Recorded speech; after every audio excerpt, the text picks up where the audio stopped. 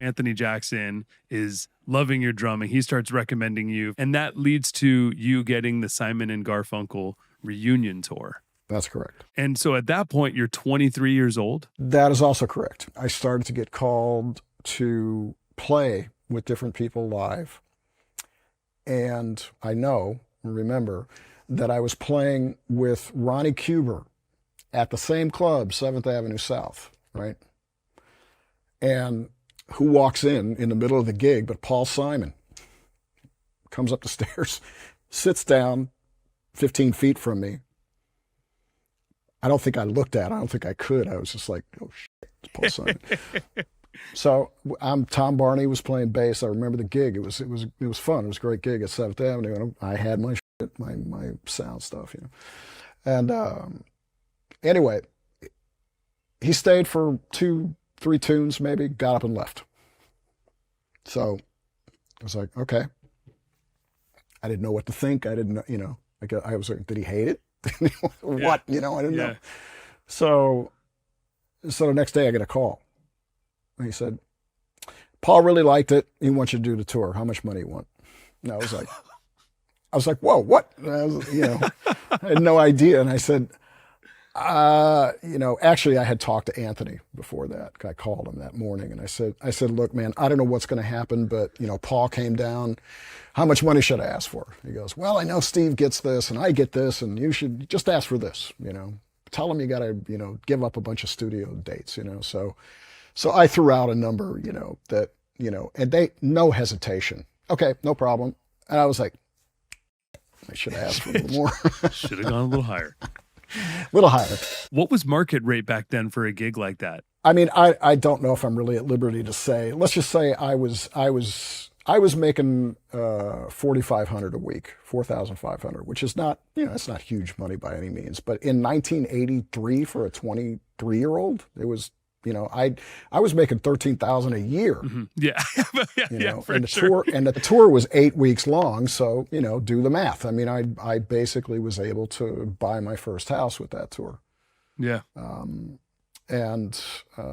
Because what's crazy is like $4,500 a week, like, is unfortunately still people that are headlining arenas are paying their bands that a lot of the time still these days. Yes. Oh, I know. Oh, I know. Which is incredible. Yeah. That's horrible. 40 years later, like, it should be twice as much. Yeah. Anyways. Yeah. It's, I know. It's, there's a, you know, I'm not going to get into it because it's difficult trying to come up with your price, trying to come up with what you're worth. Yeah. You know, but the downside, you know, the other side of that is, you know, and I tell my students this all the time too, because on any level, if you dumb down the industry by selling yourself cheap, you're screwing everybody, you know? Yes. And I tell my students, it's like, look, this is what I charge this for, you know, to do a recording. If they want video, it's this, blah, blah, blah, blah, blah. And my students like, well, tell them to call me if you don't want to do it, because I'll do it for $100. And I'm like, no, you won't. I said, no, you won't. You know, I'm not. Yeah. If you're going to say that, I will not recommend you. So you have to charge. You've got to charge what you're worth, man. I mean, it's otherwise we're all screwed, because if they can get, and I mean, we're kind of, you know, it's, you know, with AI sampling, with all that stuff, thankfully people still want, you know, the real feel of an instrument sometimes. And of course the name value helps. So if you get to a position where having your name on something on YouTube will pull more people in, then you're going to get called. But, and that's, you know, that's just marketing. That's the way it works. I mean, even for me, if I try to take a band on the road, I can't just think that my name is enough to like convince promoters to sell the show. I got to have a couple other names in there that, you know, that want it. So it's always a thing of like, make sure you get a name or two on your band or on your record or on something that is going to help sell some units, you know, because it's the way it's always worked, you know. Mm-hmm. And then hopefully you become one of those names that eventually sell you, you know, help sell you.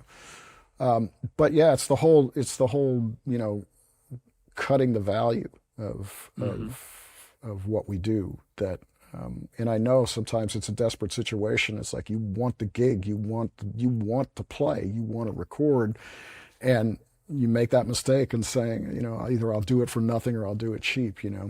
And don't get me wrong. I've done favors. I still do favors. I do some favors for people I know, for people that maybe we exchange something, in the sense of, I'll do the performance, let me post it on my YouTube channel so that I maybe get the monetization, on the videos.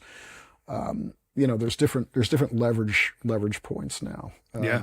But you gotta have a bottom line, And for me, it comes down to how much do I like the music? How much do I want to be involved with this because I like it, And in sure. those situations, I've done favors and I've gone below my fee. Right. But but you can't just offer yourself for Yes. nothing or for really low amounts of money. It's just you're going to shoot yourself in the foot along with everybody else.